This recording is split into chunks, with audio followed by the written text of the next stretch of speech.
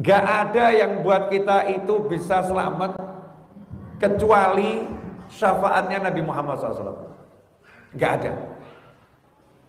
Mau Nabi, mau Rasul, mau Nabi, mau Rasul, itu kalau nggak dapat syafaatnya Nabi Muhammad SAW, semuanya tanda tanya.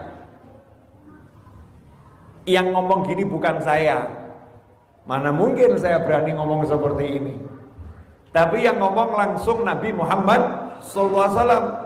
Dalam sebuah hadis yang sangat panjang, Nabi SAW pernah duduk bersama sahabat-sahabat beliau SAW. Kemudian Rasulullah menceritakan kondisi nanti di padang mahsyar. Pemirsa, Bapak Ibu semuanya, padang mahsyar ini saya mau kasih bocorannya sedikit. Ya, dikit aja, nggak usah banyak-banyak. Karena padang mahsyar itu nggak enak.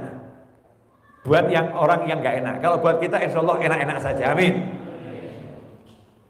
Padang mahsyar itu namanya padang, suatu lapangan. Mahsyar, tempat berkumpulnya manusia dan jin. Dari zaman Nabi Adam sampai nanti yang terakhir di kiamat. Setelah masuk alam kubur, di alam barzah, kiamat tiba, semua dimatikan oleh Allah Ta'ala. Setelah itu semua dihidupkan lagi oleh Allah Ta'ala, terus dibangkitkan, dipanggil untuk kumpul. Kumpul untuk apa? Kumpul untuk nanti ditanya langsung sama Allah Ta'ala. Diperhitungkan, yaumul hisab, untuk ditanyain. Kalau bahasanya kepolisian, diinterogasi. Ya, diinterogasi langsung oleh Allah Subhanahu wa Ta'ala. Nah, sampai hari interogasi itu kita didiamkan di padang mahsyar. Menurut riwayat yang pernah saya baca, kurang lebih 1000 tahun. Dengan matahari yang jaraknya didekatkan sedekat-dekatnya. Sampai digambarkan matahari terletak di atas kepala. Ya, dekatnya luar biasa. Padang mahsyar tidak ada di situ bangunan. Nggak ada yang namanya gunung, nggak ada yang namanya pohon, nggak ada yang namanya iup-iupan gitu ya. Kecuali, ada kecualinya, 7 kelompok manusia nanti yang dapat ruang VVIP. Illa dhilluh, naungannya Allah Ta'ala. Hanya saja nggak pernah dijelaskan. Naungannya Allah itu nanti wujudnya tanpa naungan tapi nggak kepanasan. Apa ada naungannya betul? Nah, itu tidak dijelaskan. Karena Allah Maha Kuasa dan Allah Maha Bisa. Gak usah pakai bangunan tapi full AC. Kalau kita kan full AC harus tertutup semua ya. Allah Maha Bisa, walaupun tembus pandang, gak ada penghalang tapi gak panas. Lawang Nabi Ibrahim alaihissalam dibakar saja gak kepanasan kok ya. Nabi Ibrahim alaihissalam itu nyata-nyata dibakar tapi tidak terasa panas. Bahkan beliau mengatakan seumur hidup saya nggak pernah merasakan nyaman melebihi nyamannya ketika dibakar oleh Namrud. Hanya 7 kelompok manusia nanti yang dapat naungan Allah Ta'ala di padang mahsyar. Di hari itu semua yang kafir, yang nggak iman sama Allah Ta'ala sampai minta, tolong segerakan perhitungan amal dan tolong segerakan kami masuk neraka. Karena menurut mereka neraka itu rasanya lebih enak daripada mahsyar. Dikiranya begitu. Dalam kondisi yang seperti itu, maka umat manusia mulai berembuk rapat kubro. Rapat kubro. Seluruh umat manusia dan jin. Enaknya kita minta tolong sama siapa? Biar Allah mau segera mengakhiri mahsyar dan membuka persidangan. Bayangkan kalau ada seseorang kamu ditahan dulu di satu tempat, sidangnya nanti saja semau saya, baru ditentukan hukumanmu. Wah, kira-kira asik atau nggak asik itu? Ya nggak asik, karena nggak ada kejelasan. Maka rapat itu mengambil satu kesimpulan, yang paling pantas untuk minta kepada Allah Ta'ala adalah kakek kita, Nabi Adam alaihissalam. Maka berbondong-bondong semuanya mendatangi Nabi Adam alaihissalam. Begitu Nabi Adam didatangi cucu-cucunya, jawabannya apa? Jangan saya. Jangan saya.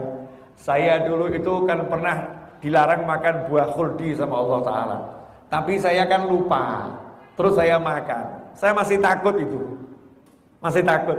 Tidak berani. Karena hari ini Allah marahnya luar biasa. Dan Allah nggak pernah marah seperti marahnya di hari ini. Yang lain saja. Cari yang lain. Pergi pada Nabi yang lain. Hadis ini sangat panjang. Sampai di ujungnya mendatangi Nabi Isa. Nabi Isa mengatakan, wah tidak berani saya. Saya ini di bumi ada yang nyembah saya.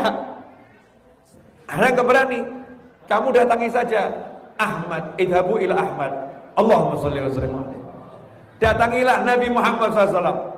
Maka semua mendatangi Nabi Muhammad SAW. Rasulullah saat itu tidak mengatakan, saya nggak berani. Enggak.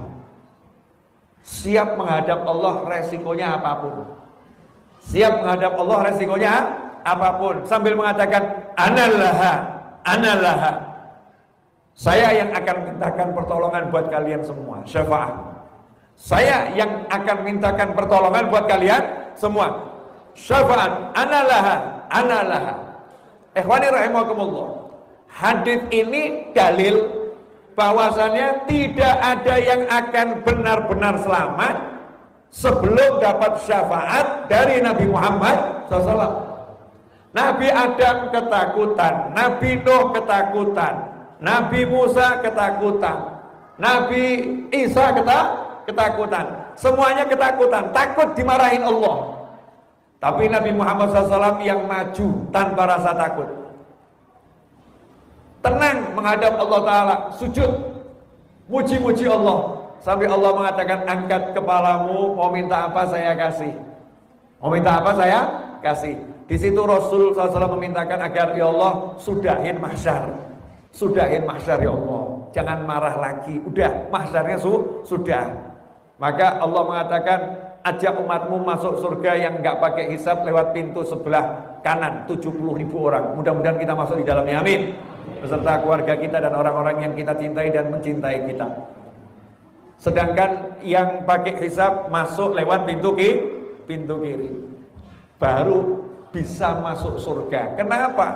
Karena Nabi SAW sudah minta sama Allah Subhanahu wa Ta'ala. Nah, kalau di akhirat saja tanpa syafaat gak selamat, apalagi di dunia. Hidup di dunia ini jangan sok. Kadang-kadang kita ini sok ahli sholat, sok ahli puasa, sok ahli baca Al-Quran, sok ahli istighfar, sok ahli zikir, sok ahli sedekah, sok ahli tahajud. Seakan-akan saya udah ahli puasa, surga tempat saya. Mengkiriin mas, kata orang Solo. Nanti dulu mas, nanti dulu. Masalahnya ini sholatmu diterima tidak itu loh. Nah, kalau sholatmu diterima ya insya Allah jannah. Masalahnya puasamu ini diterima atau tidak. Nah kalau puasamu nggak diterima kan ya ngeri-ngeri sedap. Masalahnya sedekahmu ini kira-kira uangnya halal atau haram. Wah kalau kita preteli ini urusan uang halal atau haram nih yang selamat siapa ini? Kalau mau belak-belakan ya, buka-bukaan hartamu halal atau haram, yang selamat siapa kira-kira? Lawang sistem ekonomi secara nasional saat ini, negara kita ini hutang dengan luar negeri, hutangnya itu nggak mungkin nggak riba. Terpaksa harus ngikutin sistem yang seperti itu. Karena hutangnya bukan dengan negara Islam. Yang dengan negara Islam, sistem Islam ya nggak riba. Berarti kan bercampur. Sementara itu digunakan untuk membangun perekonomian. Walaupun jenengan nggak ikut yang riba, tapi terkena debu-debu riba, seperti yang digambarkan oleh Nabi Muhammad Sallallahu Alaihi Wasallam. Wah ini kalau saya jabarkan, akhirnya nggak iso sombong meneh. Yang tadi mau sombong sama ibadahnya, iya ya. Gaji saya halal enggak ya kira-kira? Oh iya ya. Kira-kira saya ini ketika dagang jujur betul atau ada bohong-bohongnya dikit ya? Oh iya ya. Ternyata kalau kita teliti dari mulai makan kita, usaha kita, mau jujur itu cari yang halal benar, diri kita ini masih tanda tanya. Makanya kita cuma doa mudah-mudahan dikasih rezeki yang gak diseksa gitu ya. Itu kan guyonnya ulama. Kalau minta rezeki sama Allah jangan minta rezeki yang halal. Kenapa? Dan di kampungmu yang halal ada enggak? Kalau nggak ada yang halal di kampungmu nanti susah loh. Nah, terus gimana guru cara doanya? Ya jangan minta yang haram, dosa. Nggak boleh minta yang haram. Nah, terus doanya gimana? Minta aja ya Allah beri rezeki yang banyak, yang berkah, yang tidak disiksa dunia akhirat. Udah selesai.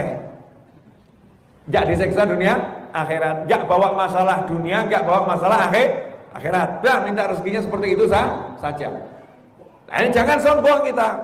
Ahli. Nanti dulu. Diterima tidak? Nah, kalau kita sadar diri ternyata kita ini memang penuh kekurangan, maka kita butuh yang namanya pertolongan. Pertolongan bahasa Arabnya dalam hal ini syafa'ah. Syafa'ah itu pertolongan seperti apa? Ma'unah itu pertolongan, tapi syafa'ah itu beda. Syafa'at itu pertolongan dalam arti seperti ini. Saya mau bangun masjid, mau beli tanah untuk masjid, tapi kebetulan saya nggak punya uang. Saya nggak punya uang. Lah Pak RT dan Pak RW duitnya 20 triliun. Amin Allahumma amin. Ya toh? Pak Lurah uangnya 40 triliun. Ini kan RT RW Lurah di mana? Wallahu a'lam. Yang jelas belum di kampung sini. Ini RT RW Lurahnya sugihnya luar biasa. Masalahnya saya takmir masjid, nggak punya hubungan dekat sama Pak RT, nggak punya hubungan dekat dengan Pak RW, nggak punya hubungan dekat dengan Pak Lurah. Padahal saya butuh dibantu biar tanahnya terbeli, sementara saya nggak punya duit. Kalau Pak RT, Pak Lurah, Pak RW mau membantu, selesai urusan tanah. Rupanya saya kenal sama Mas Riza. Mas Riza teman baiknya Pak RT, Pak RW, dan Pak Lurah. Mas Riza ngomong, jangan khawatir Pak Novel, saya akan bantu Pak Novel untuk menyampaikan. Ya, saya akan bantu Pak Novel untuk menyampaikan hajatnya Pak Novel beli tanah. Saya yang akan ngomong ke Pak RT, saya akan ngomong ke Pak RW, saya akan ngomong ke Pak Lurah. Saya yang maju nanti. Saya yang maju. Nah, Mas Riza yang maju kepada Pak RT, kepada Pak RW, kepada Pak Lurah untuk menyelesaikan masalah saya, itu namanya Mas Riza lagi memberikan syafaat kepada saya. Jadi syafaat itu mewakilkan diri menghadap kepada orang lain untuk masalahnya orang lain. Syafaat. Tidak ada seorang pun masuk surga kecuali dengan syafaat Nabi Muhammad SAW. Kalau Rasul gak menghadap pada Allah tadi sujud, maka pintu surga tidak akan dibuka. Paham ya?